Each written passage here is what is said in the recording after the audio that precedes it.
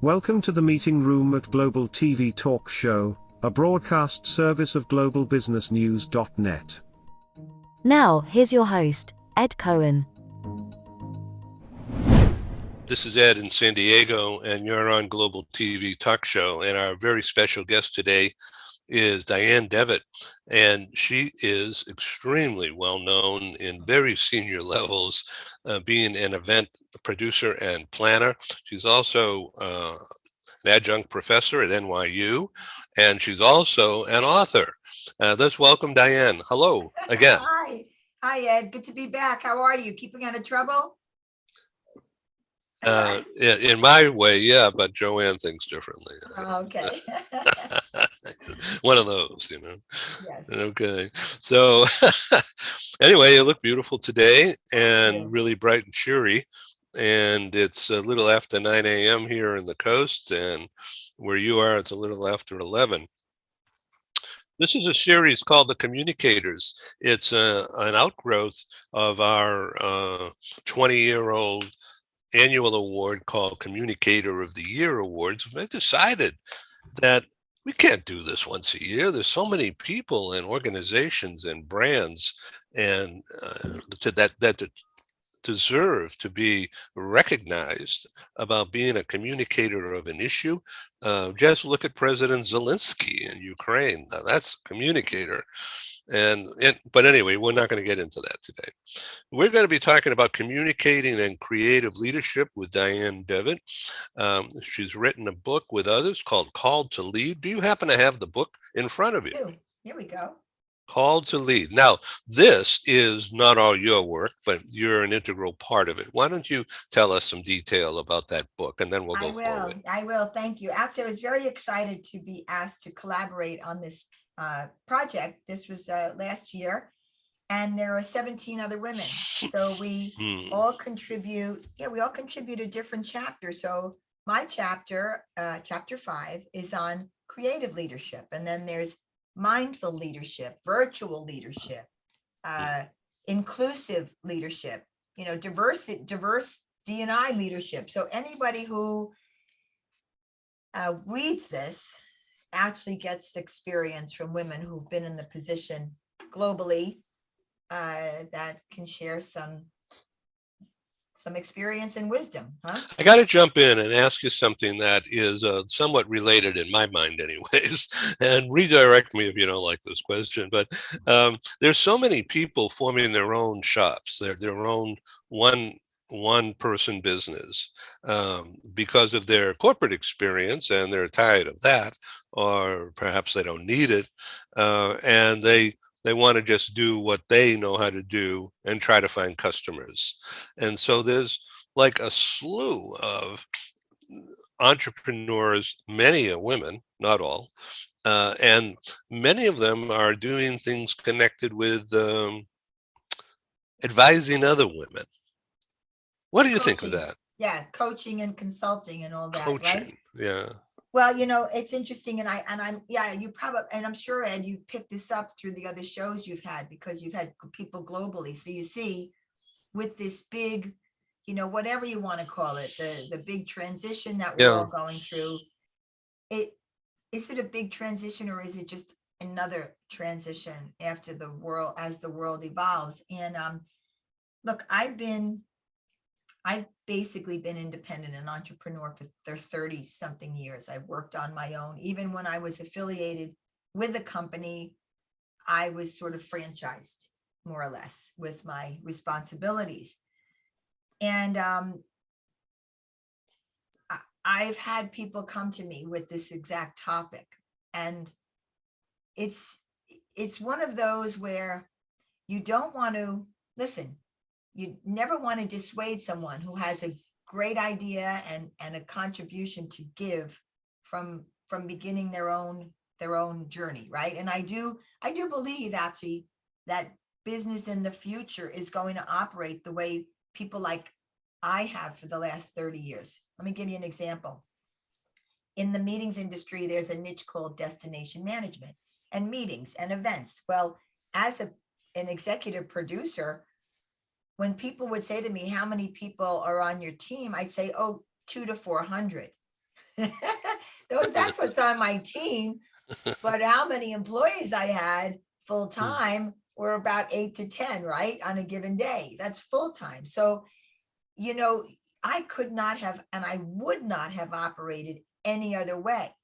So going out on your own, if your net is wide and you have the ability to find clients, I mean, you and I both know that you can be the most talented person in the world, but without someone giving you a paycheck every week, that's a whole different ball of wax. So I think that going out on your own, starting your own company, whole different topic, right? It's a very different topic. Business owning is different than being a leader in management. So the book Called to Lead, who's calling?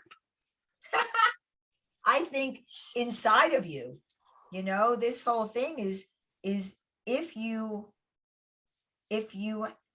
are so inclined, like, I always knew that I live by a credo, you get out what you put into. So any association or any job that I went into, I gave it my all. I ended up president of two trade associations. So Call to Lead is basically listening to that little voice in your head and following your path. Let's talk about words. Let's talk about speaking. I mean, here we are speaking. We're not writing anything. So, but you helped write a book, and the words that come to mind are you're a college professor, so you're writing things on a board, or you're giving out. Not anymore. They don't even have, right. chalk anymore, but they do have boards. But yeah, it's funny. I many years ago I met a man named Arthur Joseph, and he is a vocal trainer, and he wrote a book, Vocal Awareness. And one of the things that he said that I always remembered and that resonated with me is to see your words before you say them. Ooh. That's a good one, right? Like, yeah. I mean, that to really give yourself that nanosecond, those few seconds to see your words. And I mean, I can't say I do it all the time, but I do when I am looking for the right words. I do try to think about that advice, and because sometimes choosing the right word or remaining silent is the best way to go. So you know what? I think I mentioned this to you before, but when I was a young teenager, pre-15 or so, I stuttered. Not all the time, but a lot. And enough so that I just had to get some remedial training about it. So this is high school. And so rather than go to the study hall, I went to a shrink session with the speech teacher, actually. Mm-hmm. And it was kind of an advanced high school, so they had all the bells and whistles, and even way back then. So they had public speaking, how to speak in front of people without screwing up, even at 15 years old. So so the guy taught me how to do that. But to this day, when I look at the written word in front of me that I have to read, whether it's in teleprompter or in some other written word, and if it has a PR consonant, double consonant, okay, if I'm not prepared, in other words, I review the text first, I look at the words, I practice by at least mentally, if not out loud, right, I'm going to change that word.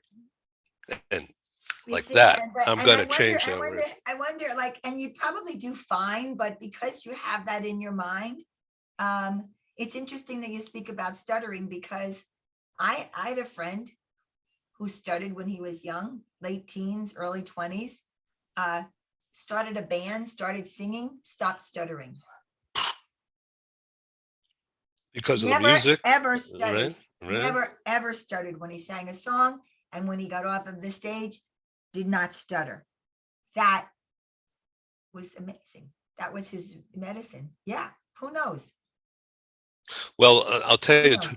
to this day, I use the talk show experience as my 12-step therapy or something. Yeah, right. Well, listen, it's obvious. Well, it's obviously working. But getting back to what you're saying is, when we were speaking about words and words are powerful, it's because I'm reminded so many times, like even in my own experience, because we're both online all the time and we're talking, and gosh, sometimes you say things, you say, "Ugh, I could have rephrased that, or how could I have done that?" And nowadays when Like, oh, things, what did they think of? What would they think of me because I use that yeah, word? Right. exactly, because nowadays we've got the extra layer of, the pen is mightier than the sword kind of thing. I mean, years ago, you wrote a rebuttal and years to newspapers or this and that. But nowadays, you don't even finish the sentence and boy, someone's posting and it's going viral.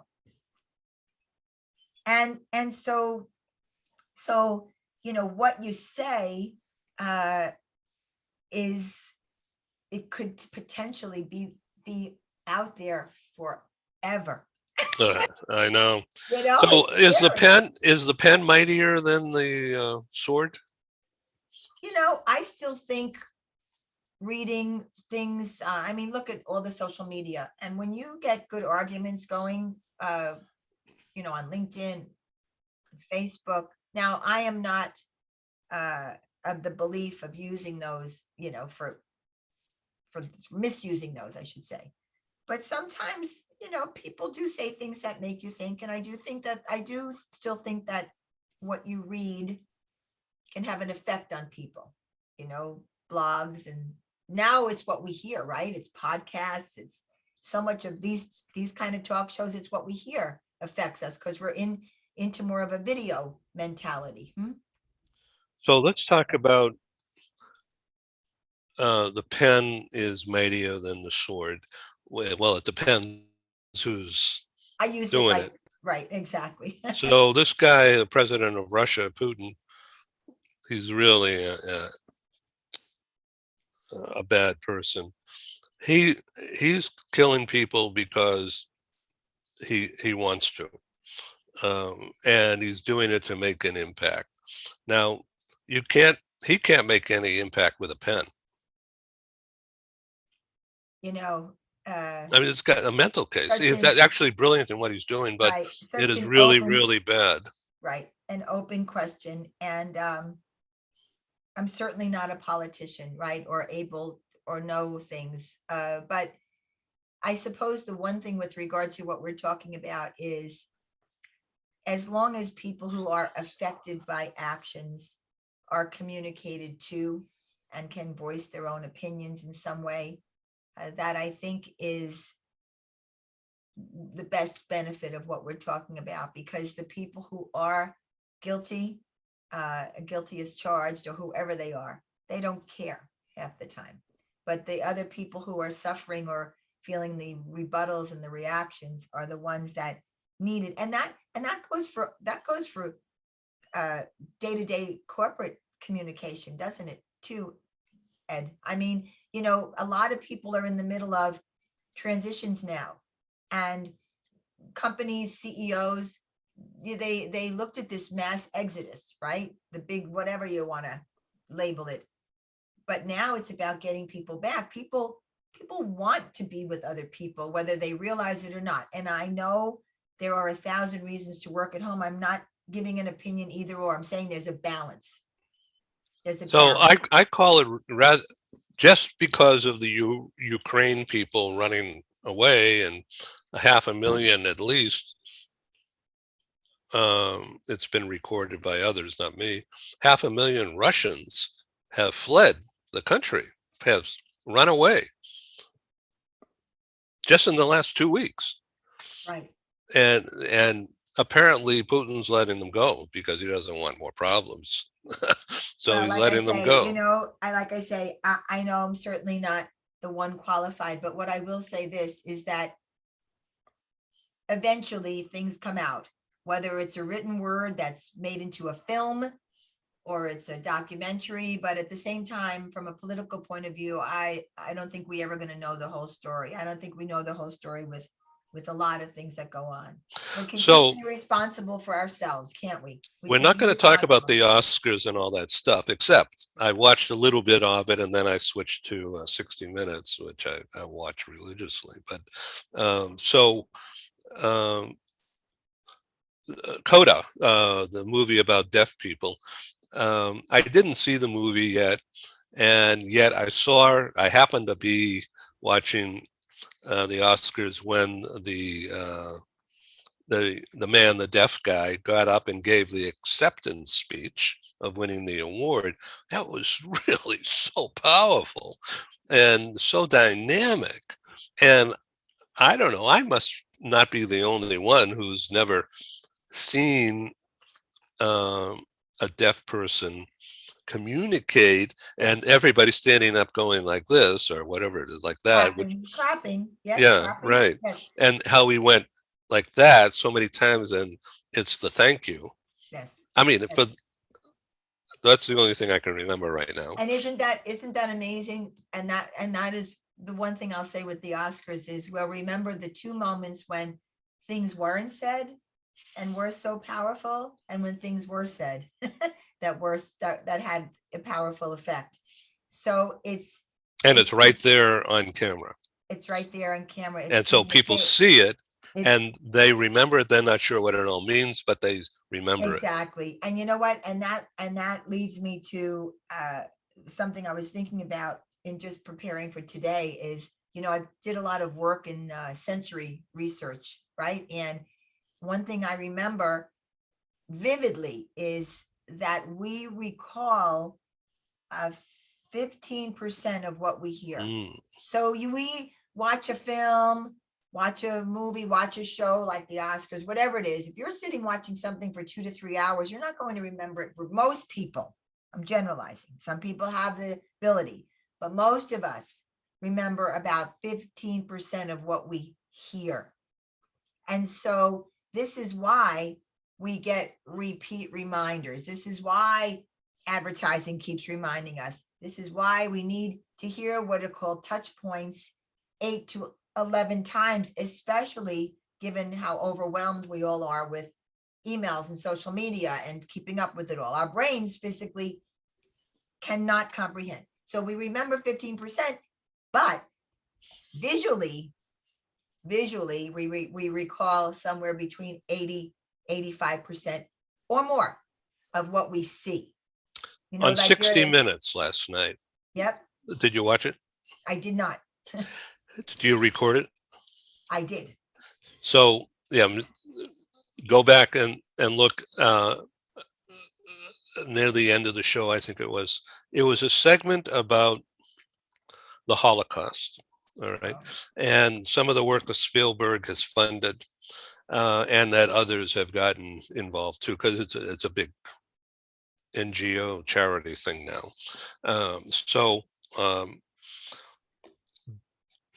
The bit they showed, absolutely fascinating, because many of the people who survived the Holocaust from the camps, they're around 90 years old, maybe a little younger. They're not going to be around much longer. No. So they're capturing through high technology, virtual reality, artificial intelligence, blah, blah, blah, how to communicate with the dead. In other words, taking from past interviews and visual of what the person looked like, and they're sitting in like a green room chair, and people today are asking questions through this sensory perception thing, and they're getting responses back in that person's voice. And it's like, whoa, I'm just getting chills on my back thinking about all that again. But I watched it last night. It was like, wow. Talk about communicating. It's a bit of like AI and clairvoyancy Well, how much we can repeat things that it's like the play Our Town. I'm reminded Thornton Wilder, the play Our Town, when he goes back and the protagonist vividly remembers what his parents, oh, mom, you look so young, or here's a voice. But that's incredible. I have to look at it. Wow. Yeah, it is. I'll have to remember, because again, it goes back to what we're talking about with communication. And I don't think we've even begun, Ed, to understand. Well, I think we've begun, but I think we're scratching the surface of the neuroscience and the power of our brain, because the sensory abilities that we have internally are so vast. I remind you, per second, we process 11 million different forms of communication with all of our senses. We don't just have 5 of them, we have 30 of them. So when I make the statement of saying we remember 15% of what we hear and about 85% of what we see, it's because our sensory system inside is like a big highway, and it has traffic jams, and it can only process certain things at one time. And this is why the conversation is so important, right? So let's talk, if you don't mind, just for a couple of minutes here. We're running out of time, unfortunately, but because I want to ask you about the use of certain words to diffuse a situation and to redirect the other person or situation. But before we get to that, the impact of when a person sees something gripping, like what we're talking about, or watching the Oscars and a couple of those moments where we referred to earlier. When people experience those gripping or offensive things, in other words, strong things coming at us, hearing, but more so seeing, like something shocking. Yeah. you remember it. And what's the impact? And I'm just throwing this question out, and I don't expect an answer, but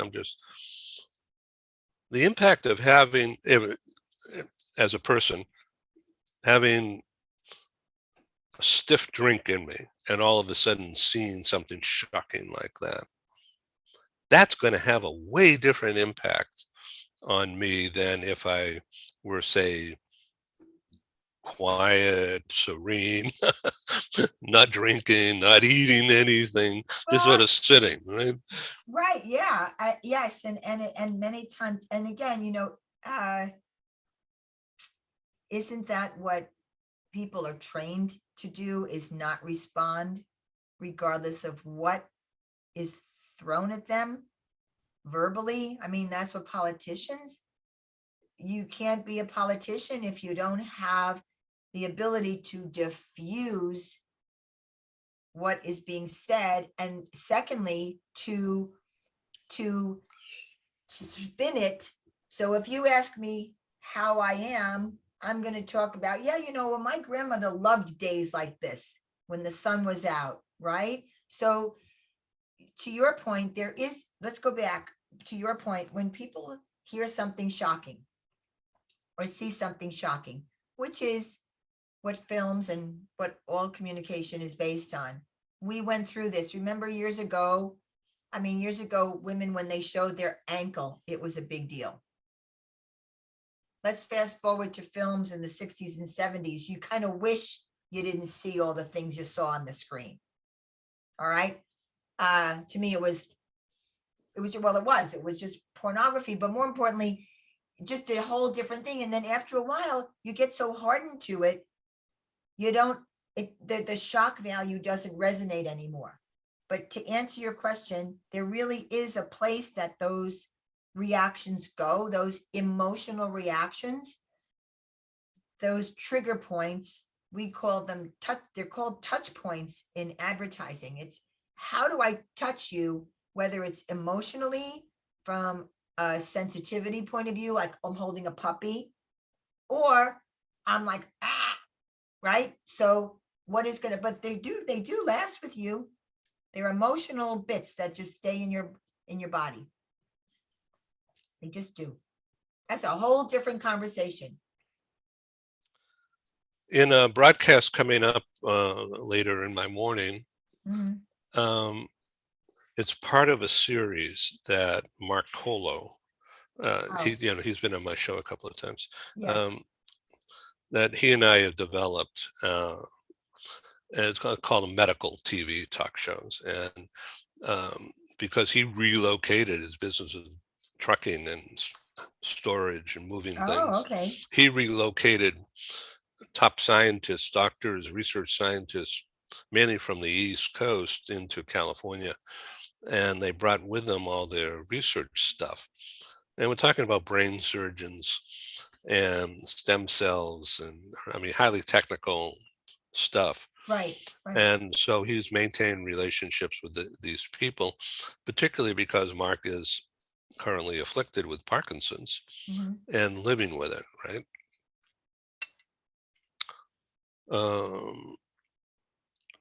So through him, I was introduced to some of his doctor friends, and they've come on the show. And we've done a series of talk shows, and the Google ratings has noticed a spike. I wish I had spikes like that in all my other shows, but I don't. But these shows, something about the vaccine, something about MS, multiple Mhm. sclerosis, and then stem cell research has it's gotten like the biggest spike, like over 1,000 hits on that show, and it's really unusual. So in the streaming, not the live. So um, this morning I have a program that I set up yesterday, Brainstorm. Let's get Mark and this other guy, Larry, who's from Toronto, has Parkinson's. And they're both living their lives even though they have this disease. So we're going to talk about living with Parkinson's. Excellent. Yeah. And that's really going to be interesting because Well, that affects the and brain, also, right? yeah, but I also want to go back to just to bring it circle around, is that when you were talking about the pen is mightier than the sword. So having a show that has a topic like Parkinson's or MS, medical, remember there are those little crawlers out there in the internet looking for these words and topics to amass what's being said about it. And so when a spike comes, there's the, social media is mightier than the sword.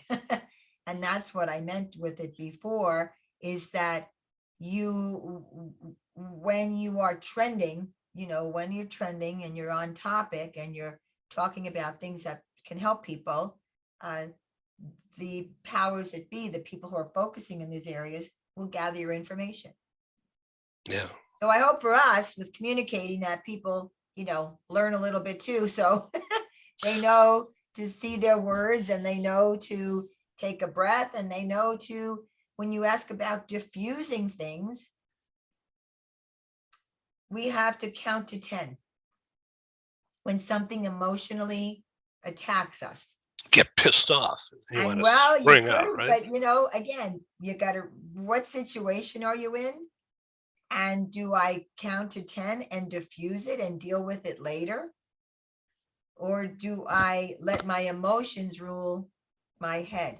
And that is not an easy thing to answer, because I am in no way ever going to condone violence or profanity, or I mean, educated people have other means to, I should say, get their point across, right? So as we go forward in this multi-edition program we're dreaming up as we go along, called the Communicators, my original idea was it's just not people. Sure, it's always people, but it's brands. What is a brand communicating, and is it real? And what does it mean? Or it could be an outreach like plastic, and get rid of plastics or non-usable, reusable plastics. Right. All plastic, there's got to be a law. Why don't they just pass laws I don't know, and Ed. just say that everything must be We'll reusable? put all the words in the bag, but anyway, I know we have to sign off, but I think that finding words that are trending and getting out there. But for this show, yes, whether you're a CEO, whether you're a head of HR, relocation, whatever your position is, team leader, I think the biggest thing to remember is any communication is better than no communication. And whether it's the president of the Ukraine or the president of our own country, people need to be informed. And I think that's the most important thing. Even if we don't believe you, tell us something. So at least we know. So that's kind of what I'm Thank you. concluding with today, right? All right, this is Ed in San Diego. That's Dianne in Chicago today. And we'll see you again on the communicators. Thank you. Thank you, Ed. Take care. Bye. Bye. Thank you.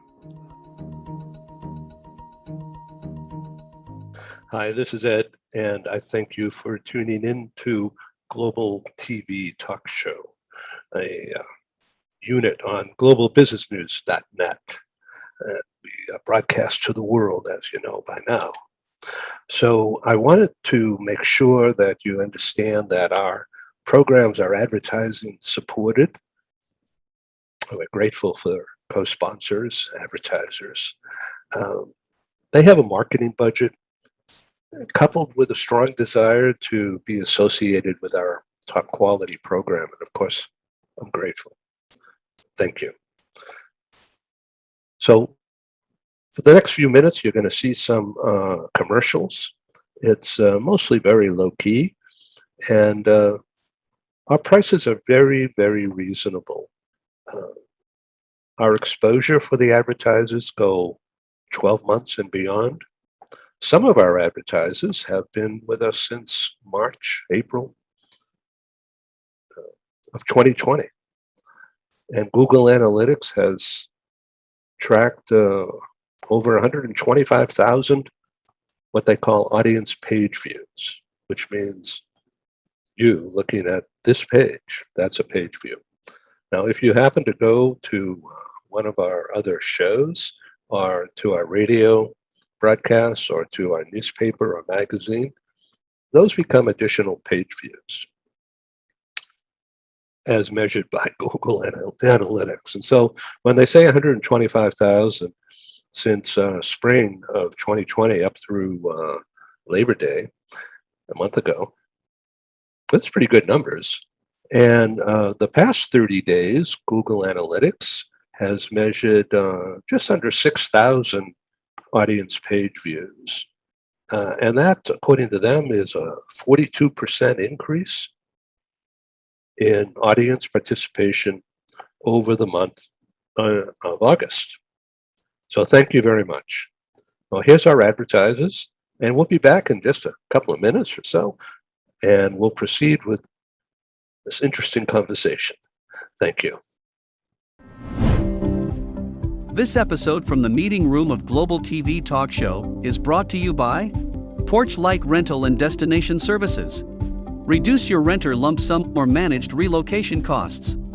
Visit them at porchlightrental.com. And by airs.com. With our full range of services, we can help design and manage your international relocation. Find us at airs.com. Primestone Partners, featuring corporate, government, and developer housing solutions, as well as senior-level advisory services. Find them at primestonepartners.com. Stop dreaming and start living overseas.